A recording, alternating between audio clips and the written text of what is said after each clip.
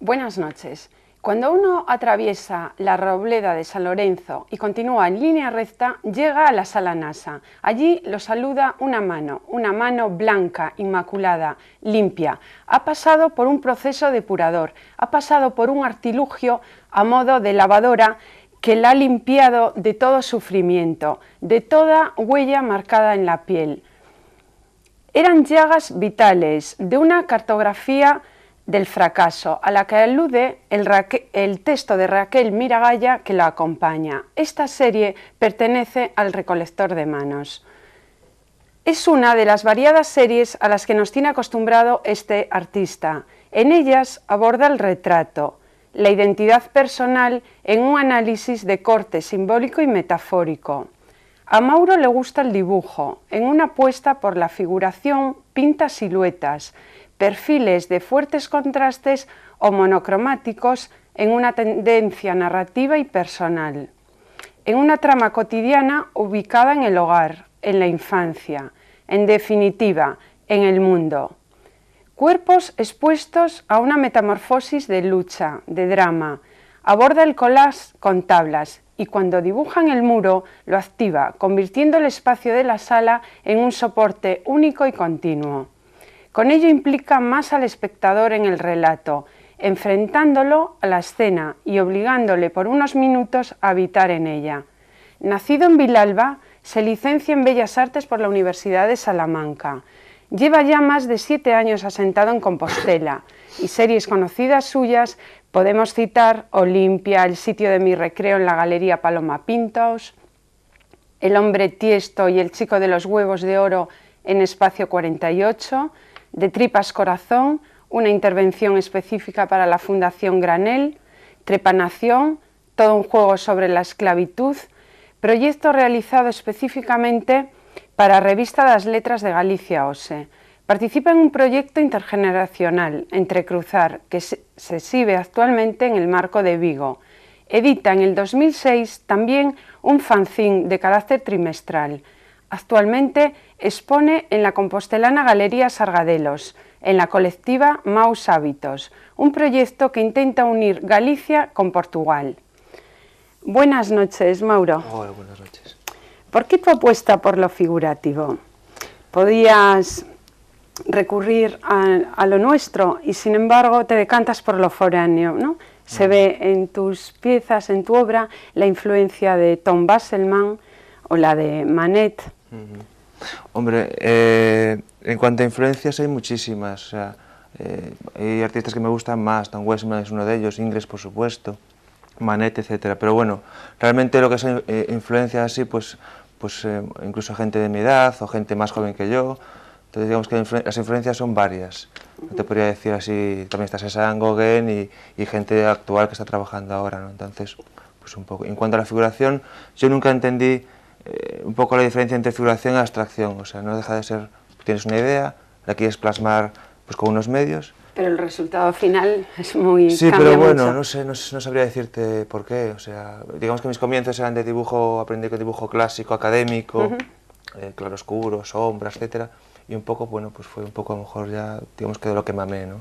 Pero no es ninguna una cosa, digamos, pensar, decir, voy a hacer figuración. Salió así, ¿no? Muy bien. ¿Las ideas de tus series de dónde salen? Porque en ocasiones hemos visto que utilizas una canción, la canción de Antonio Vega, en El sitio de mi recreo. Otras veces es un cuadro, La Olimpia de Manet. Y en ocasiones un dicho, por ejemplo, de Tripas Corazón. Parece que haces un collage trabajando de una manera no jerárquica la historia del arte. Hombre, la historia del arte la usé en algunos momentos de referencia directa, ¿no? Sobre todo en la primera de todas, que eran como versiones de cuadros, etcétera. Pero realmente el título, para mí los títulos son muy importantes siempre. Para mí tienen que reflejar un poco la esencia de toda la exposición, ¿no? Y a veces va antes el título, a veces va después. Y digamos que tanto la obra como el título van surgiendo sobre la marcha en función muchas veces del espacio o de la sensación que quiero transmitir un poco en la exposición, la que quiero conseguir, ¿no? Sí, pero ¿y nunca titulas un cuadro? O sea, ¿titulas por series? Sí, siempre por series, porque realmente yo apuesto por un título que condense todo, digamos que una energía, que pueda tener una exposición determinada o una propuesta determinada. Entonces, a veces el título es en gallego, a veces en castellano, pues alguno es en inglés, o sea, no miro ni tanto el idioma, más que nada la sonoridad o la fuerza que pueden tener esas palabras juntas, que representan un poco, pues, eso que te comentaba antes, la energía de toda la exposición. Entonces, bueno, en función un poco de eso. Muy bien. ¿Qué aporta la fotografía a tu actividad como pintor? ¿Cuándo empiezas a manipular este medio? Por ejemplo, las imágenes fotográficas de Manuel Ferrol. ¿Cuándo das este salto? La fotografía, yo nunca fui fotógrafo y al paso que voy nunca lo seré, porque realmente no tengo visión de fotógrafo. Siempre saqué fotografías en función de la pintura que estaba haciendo o de los retoques digitales que hago ahora, pero siempre en función de un resultado que no iba a ser fotográfico. De hecho, yo nunca metí fotografía en ninguna historia, nunca, ni fotografía ni vídeo. Entonces lo uso un poco como un recurso para apropiarme de imágenes y a partir de ellas trabajar, ¿no? Entonces, por ejemplo, la de Manuel Ferrol, comenté antes que estaba expuesta en el marco está expuesto el fanzine. Sí. Lo de la fotografía de Manuel Ferrol fue un proyecto que me presentaron que era para proyecto edición del CEGAC, y hacían un libro que era un libro así, un libro precioso, con una recopilación de muchísimos artistas, y el tema era Galicia. ¿Sí? Galicia desde la emigración, desde el exterior, desde el interior, ¿no?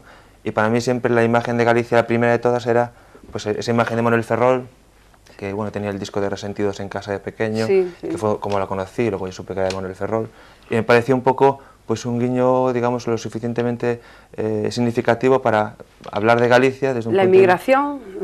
En este realmente hablaba de Galicia, porque realmente puse en el cuadro de la fotografía de Manuel Ferrol, pues un poco con la dinámica que estaba llevando siempre, le puse mi cara, me cambié de peinado, y luego al niño, pues está sin ojos, sin cabeza, o sea, cortada la cabeza, un poco hablando cómo se podría ser el futuro, una visión un poco a lo mejor apocalíptica, pero bueno, en ese punto estaba viendo así las cosas.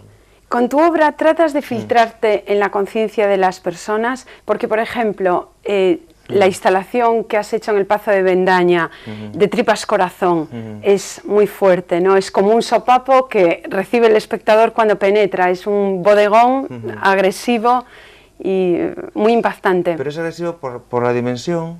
Vamos a ver, a mí cuando me presentan un espacio, me dicen, bueno, aquí tienes que hacer, o sea, vas a hacer lo que quieras, ¿no? Para mí un espacio es como un caramelito, es decir, bueno, aquí pues el propio espacio ya me pide un tipo de obra y no otra.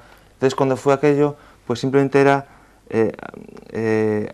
adapté un poco una de las piezas que había hecho en El Chico de los Huevos de Oro, que era una especie de bodegones que eran pues, pero ya de personas humanas. Y luego traspasarlo pues un poco a otro medio, que era una pintura en una pared, ¿no? Y luego fuerte, realmente está pintado de una forma muy suave, o sea, no deja de ser, parece vinilo, o sea, formas muy redondeadas, es negro y rojo, entonces... Bueno, pero vemos un corazón sangrante, vemos unas... Sí, es que no hay corazón, tampoco. Tampoco. No, porque realmente es una forma extraña que mezcla una especie de tripas con una especie de corazón que tampoco es corazón, o sea, que es una especie, bueno, un juego. O sea, que es el espectador el que lo ve violento más que tú. Sí, yo no lo veo violento, pero bueno, puede tener... ¿Y cuándo pasas de la imaginería del cuento a otra más politizada y más agresiva? Que eso sí que se nota. Fue una transición, pero tampoco, digamos que para mí antes tampoco eran cuentos y ahora tampoco es politizado, o sea, hay un poco de todo, ¿no? En el sentido, por ejemplo, en algunas, sí, llega un momento en que hago un personaje y ese personaje, pues al contar un poco su vida, un personaje que me lo acabo de inventar, pues parece un cuento porque empiezas a enlazar elementos y entonces hay gente que pensaba que El Hombre Tiesto era un cuento ya hecho, ¿no? De hecho, les había comentado a la gente, sí, es el cuento del Hombre Tiesto. Entonces se crea una atmósfera, digamos, como de cuento, ¿no? Como infantil casi. Pero en esa exposición me pedí un poco ese recurso, ¿no? Sí. ¿Y cómo ha evolucionado tu obra? Fíjate, desde el sitio de Mi Recreo, que era, o sea, de corte un poquito infantil, manejabas el tondo, ya fuera circular, ya fuera cuadrado, ya fuera rectangular, has pasado al muro, o sea, a conquistar plenamente el muro. El cambio, la evolución ha sido, pero muy importante. Sí, me estás hablando de lo que es el espacio. A mí realmente hay un término que yo uso entre amigos, que es instalación pictórica, ¿no? A mí me encanta un cuadro, con su marquito, su cuadro, colocado en la pared, pero al mismo tiempo me interesa muchísimo el espacio. Entonces, muchas veces lo que intento jugar es, me centro a veces más en la forma de colocar las piezas en un espacio determinado, para crear una sensación determinada, que no en la obra en sí, si es cuadro, si es... Digamos que el espacio últimamente me pesa muchísimo, ¿no? Entonces... Velázquez, sabes, que es conocido por tratar con determinado respeto muchas deformidades. Y volvemos al hombre tiesto. ¿Cómo tratas tú estas deformidades? Porque al fin y al cabo es un hombre con la cabeza partida. Estamos ante una imagen de corte muy onírico, casi kafkiana. ¿Cómo tratas tú una deformidad humana? Pues entra Velázquez ya, bueno, en fin, Velázquez pues por mucho más, ¿no? Pero el tema, en el caso de la exposición del hombre tiesto en concreto, cuando iba a hacer la exposición, pues no sabía exactamente muy bien qué hacer. Yo quería hacer algo, pues una especie de realidad, sí, que tú dices, onírica o metafísica, etcétera. Y surgió un poco la figura del hombre tiesto, ¿no? Que era casi algo incluso personal. Me llamo Mauro Trastoy, hombre tiesto. Buscaba un poco unos cuantos juegos. Por ejemplo, el tema de que tuviera la cabeza en forma de tiesto. Dije, ¿cómo puede pensar y sentir y vivir una persona que tenga la cabeza en forma de tiesto? Y a partir de ahí fue creándose el personaje, con personajes secundarios, y intenté crear una atmósfera un poco alrededor de una persona que tuviera la característica que yo no lo veo como defecto físico siempre, es como una diferencia física que lo diferencia de los demás, del resto de los mortales, ¿no? Y a partir de ahí construye un poco su modus operandi, su forma de estar en el mundo. Otro tema es el machismo. En el hombre de los huevos de oro vemos la prepotencia, la chulería. ¿Piensas que nuestra sociedad sigue siendo machista? Machista es, desde luego. Unos lo viven más, otros menos. Pero tampoco, en principio... Somos herederos, ¿no? Sí, pero en la exposición, en principio, que es el chico de los huevos de oro, no es hombre, no es un hombre, es un chico, o sea, ni siquiera es un hombre. Realmente, mi idea no era hombre, sí, puede tener connotaciones machistas. Si ves de repente una silueta de 1 metro y pico, casi 2 metros, de perfil, con los pantalones bajados y unos testículos enormes y dorados, como demostrando ahí y tal, lo que tiene, ¿no? Y una cajita donde los guardaba, y una cajita donde los guardaba en plan cajita de joyas. Tiene un punto así como casi de chiste realmente, ¿no? Y era un poco, quería hacer una exposición enlazándola con la anterior, pero corrompiera en muchos aspectos. Entonces, claro, era crear un poco la historia pues a partir de esa deformidad, bueno, en fin, que luego la gente cuando la ve pues saca otro tipo de lecturas, lógicamente, ¿no? Pues es un símbolo muy concreto y muy determinado, ¿no? En fin.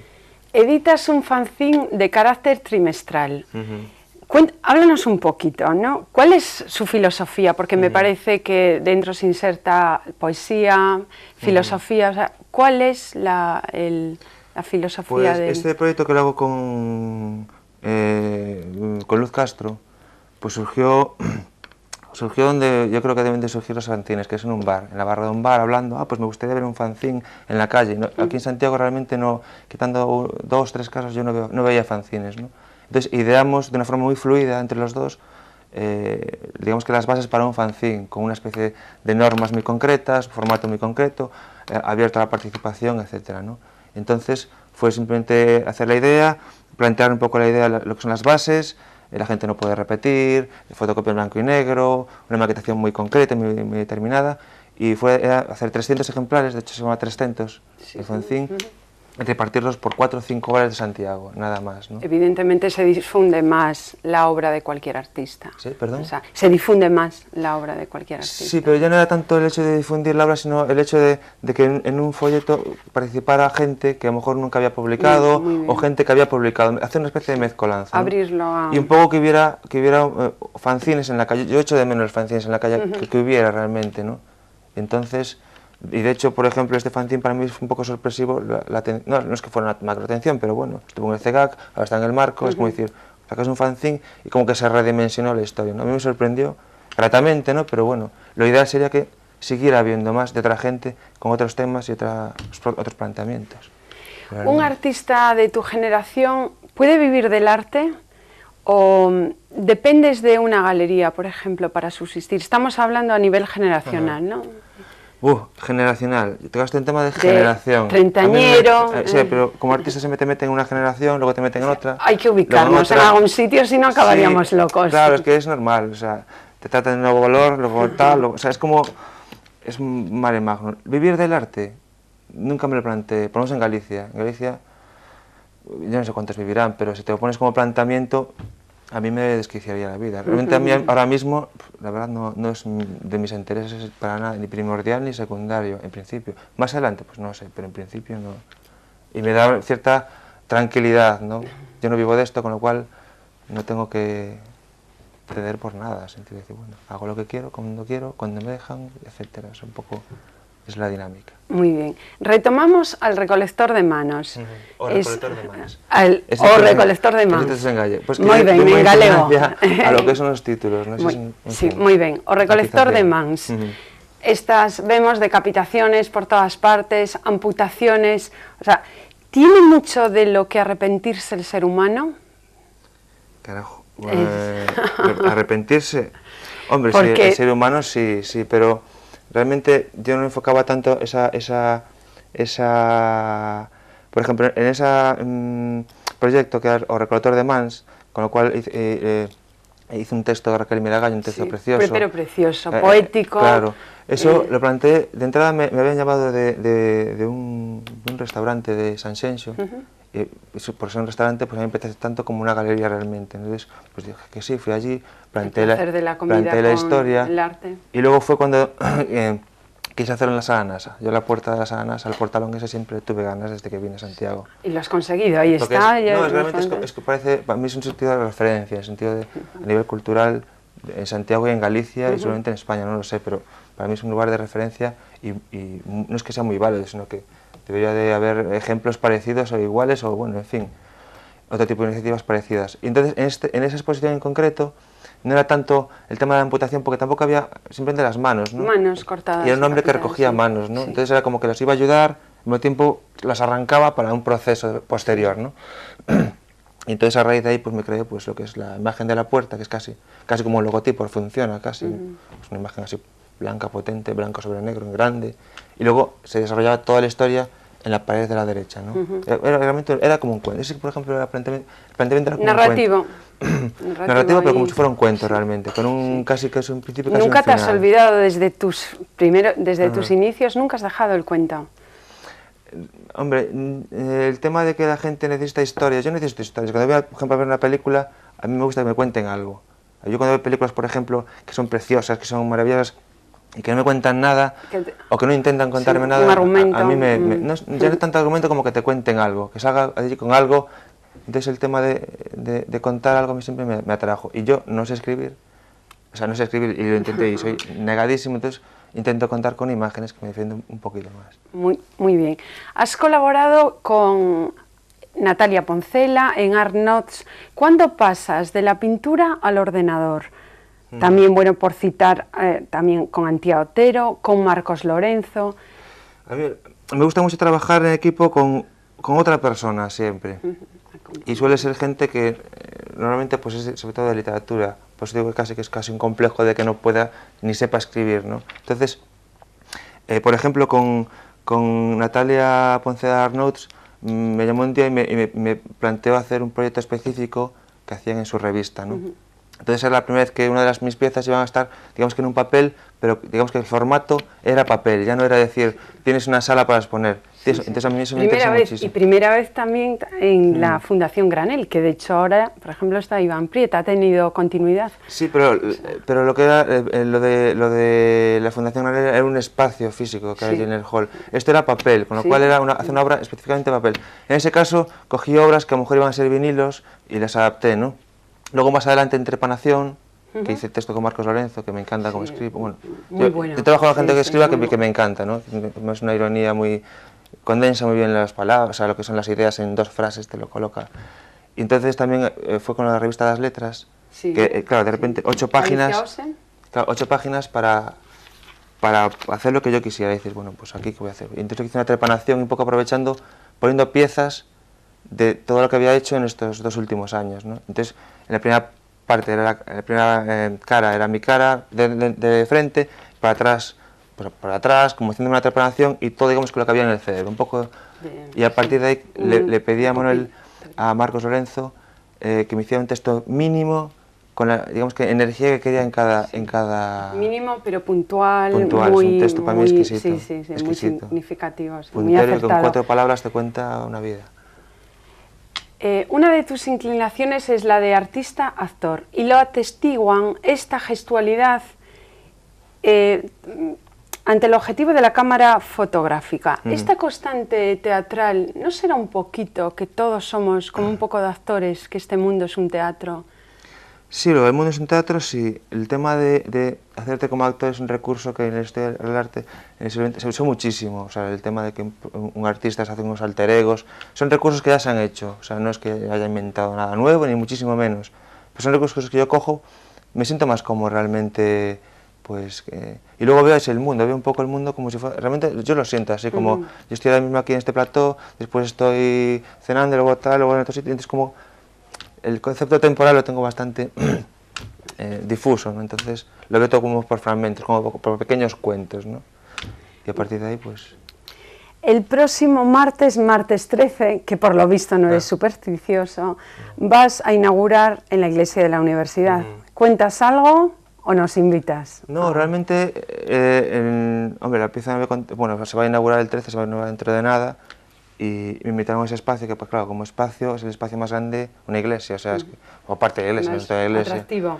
Claro, es atractivo, pero al mismo tiempo... Que ha dado sus problemas, con exposiciones ya que han hecho. Si colocas en una iglesia, lo más normal es que la iglesia se lo coma, eso de entrada, porque en un espacio tan grande y con tanta carga simbólica, pues o una de dos, si vas en contra de la iglesia, pues al final las piezas acaban no viéndose o perjudicando. Entonces intenté hacer una pieza que fuera en sintonía pues con lo que es una iglesia, ¿no?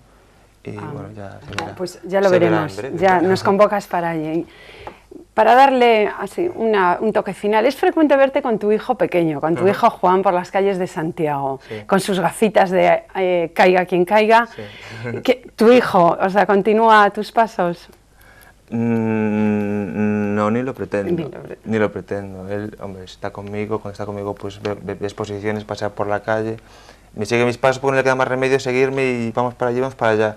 Luego a nivel vital, que bastante trabajo le va a costar seguir los suyos propios y yo apoyarle en la medida de lo posible y por el resto tampoco le doy cancha para una cosa ni para la otra, o sea, tú mismo. Muy bien, pues muchísimas gracias, Mauro, por acompañarnos. Muchas gracias. Hemos hablado con un artista muy activo que incorpora las nuevas tecnologías, la imagen digital, el boceto informático pasado al campo pictórico, un artista, Mauro, que a modo de espectáculo teatral escenifica una realidad alterada e inquietante, poniendo cara a muchas de las insatisfacciones que persiguen a todo mortal. Sus imágenes emocionan a muchos, dejan helados a todos, pero una cosa sí tenemos claro, a nadie dejan indiferentes. Muchas gracias y buenas noches. Hasta la próxima.